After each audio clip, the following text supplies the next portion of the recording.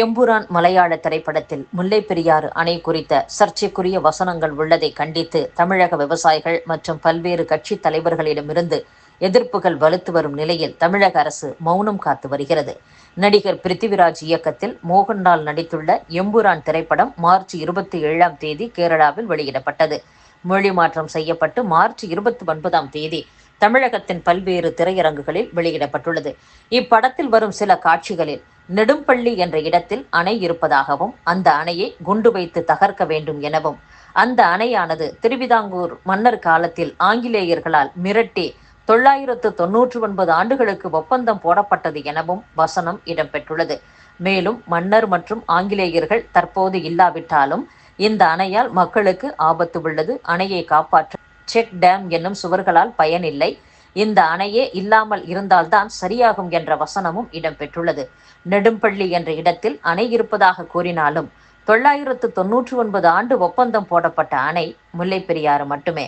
அணையில் நீர்மட்டம் 142 அடியாக தேக்கலாம் என உச்சநீதிமன்றம் தீர்ப்பு வழங்கியும் இதை அவமதிக்கும் வகையில் கேரளாவில் தொடர்ந்து பல்வேறு சம்பவங்கள் அரங்கேறி வருகின்றன.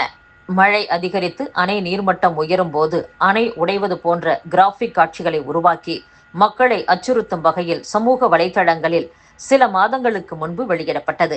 மேலும் கேரளாவில் உள்ள சில அமைப்புகள் உண்ணாவிரதம், ஆர்ப்பாட்டம் என நடத்தி வருகின்றனர். பிரச்சனை விஸ்வரூபம் எடுத்து வரும் நிலையில் தமிழக அரசு எவ்வித கருத்தையும் பதிவு செய்யாமல் மௌனம் காத்து வருகிறது. கேரளாவில் ஆளும் கம்யூனிஸ்ட் திமுகவின் கூட்டணி கட்சியாக இருந்தாலும் தமிழக விவசாயிகளின் நலன் கருதி உடனடியாக கேரள முதலமைச்சருடன் தமிழக முதல்வர் பேச்சுவார்த்தை நடத்தி எம்புரான் திரைப்படத்தில் இடம்பெற்றுள்ள சர்ச்சைக்குரிய வசனங்களை நீக்க நடவடிக்கை எடுக்க வேண்டும் என்ற எதிர்பார்ப்பில் விவசாயிகள் உள்ளனர். கச்சத்தீவை மீட்க பிரதமர் நடவடிக்கை எடுக்க வலியுறுத்தி சட்டசபையில் கொண்டு வரப்பட்ட தீர்மானத்தின் மீது விவாதம் நடந்தது. அப்போது எதிர்க்கட்சித் தலைவர் எடப்பாடி பழனிசாமி பேசும்போது, காங்கிரஸ் ஆட்சியில் கச்சத்தீவு தாரை வார்க்கப்பட்டது. இதனால் தமிழக மீனவர்களுக்கு பாதுகாப்பு இல்லாத சூழல் ஏற்பட்டது. நீதிமன்றத்தால் மட்டுமே இந்த பிரச்சினைக்கு தீர்வு காண முடியும் என ஜெயலலிதா உறுதியாக நம்பினார். நாடாளுமன்றத்தின் இரு சபைகளிலும் தீர்மானம் நிறைவேற்றாமல் நாட்டின் எந்த பகுதியையும் மற்றொரு நாட்டிற்கு தாரை வார்க்க முடியாது என்ற விதியை கண்டுபிடித்தவர் ஜெயலலிதா. நான் முதலமைச்சராக இருந்தபோது பிரதமரை சந்திக்கும் போதெல்லாம் கச்சத்தீவு மீட்பு குறித்து வலியுறுத்தினேன்.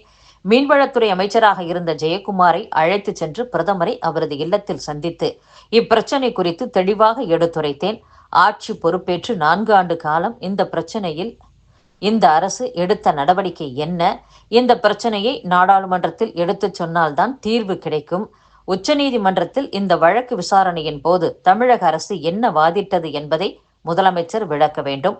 16 ஆண்டு காலம் மத்தியில் இருந்தபோது திமுக எதுவும் செய்யவில்லை என்று பேசினார். இதற்கு முதலமைச்சர் மு.க.ஸ்டாலின் பதிலளிக்கும் போது, ஒற்றுமையாக இந்த தீர்மானத்தை நிறைவேற்றினோம் என்ற நிலையை ஏற்படுத்த வேண்டும். இப்போது எங்களை பார்த்து கேட்கும் நீங்களும் 10 ஆண்டு காலம் ஆட்சியில் இருந்தீர்கள், அப்போது என்ன செய்தீர்கள் என்று கேட்டார். அதற்கு எதிர்க்கட்சித் தலைவர் எடப்பாடி பழனிசாமி, மத்தியில் ஆட்சி அதிகாரத்தில் இருந்தபோது நழுவ விட்டுவிட்டீர்கள், மற்றவர்களை குறை சொல்லி தப்பிக்க பார்க்கிறீர்கள் என்று கூறினார். அதற்கு சபாநாயகர் அப்பாவு, பாஜக எம்எல்ஏ வானதி உட்பட பலர் இந்த தீர்மானத்தை வரவேற்றுள்ளனர், அதேபோல வரவேற்க வேண்டும் என்று தெரிவித்தார். அப்போது நீர்வளத்துறை அமைச்சர் துரைமுருகன் குறுக்கிட்டு, இதற்கு முன் நடந்த பிரச்சனைகள் வேறுபாடுகளை பேசினால் இந்த பிரச்சனைக்கு தீர்வு கிடைக்காது, எல்லோரும் தீர்மானத்தை ஆதரிக்க வேண்டும், எதிர்க்கட்சித் தலைவரும் ஆதரவு தர வேண்டும் என்று கூறினார். அப்போது எதிர்க்கட்சித் தலைவர் எடப்பாடி பழனிசாமி, நாங்கள் எதுவும் செய்யாதது போல முதல்வர் சொல்கிறார். நான் முதல்வராக இருந்தபோது பிரதமரின் வீட்டிற்கே சென்று வலியுறுத்தினேன், சும்மா அங்கு போய் வரவில்லை என்று கூறினார். சமீபத்தில் நீலகிரியில் திமுக மாணவரணி கூட்டம் நடைபெற்றது. அதில் கலந்து கொண்ட திமுக துணை பொதுச் செயலாளர் ராசா, திமுக வேட்டி கட்டும் போது பொட்டு வைப்பது, கயிறு கட்டுவது போன்ற ஆன்மீக அடையாளங்கள் கூடாது என்று பேசியிருந்தார். அதற்கு கடும் எதிர்ப்பு தெரிவித்து திமுகவினர் சமூக வலைதளங்களில் பதிவிடுகின்றனர். திமுக தலைவர் ஸ்டாலின் குடும்பத்தினரையே விமர்சிக்கும் வகையில் ராசா பேசியிருப்பது கண்டிக்கத்தக்கது என்றும் பதிவிட்டுள்ளனர். இது பற்றி கட்சியினர் கூறும்போது, கட்சியின் துணை பொதுச் செயலாளரான ராசா திமுகவில் இருக்கிறாரா இல்லை திகாவில் இருக்கிறாரா என்றே தெரியவில்லை. பெரும்பான்மை இனத்தவரின் மத வழிபாடு உரிமைகளிலும் அவர்கள் வழியில் செயல்படும் திமுகவினரின் ஆன்மீக உணர்வுகளையும் புண்படுத்துவது போல செயல்படுகிறார். யாருடைய மத வழிபாட்டு உரிமையிலும் திமுக குறுக்கிடாது என முதலமைச்சர் மு.க.ஸ்டாலின் சொல்கிறார்.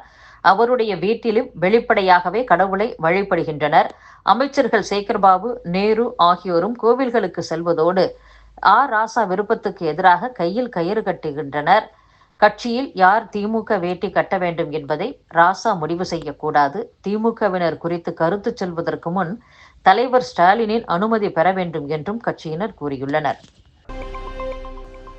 வகுப்பு வாரிய சட்ட திருத்த மசோதா நாடாளுமன்றத்தில் மீண்டும் தாக்கல் செய்யப்பட்டுள்ள நிலையில் இந்த மசோதாவுக்கு எதிராக சட்ட போராட்டம் நடத்த முஸ்லிம் தனி சட்ட வாரியம் முடிவு செய்துள்ளது.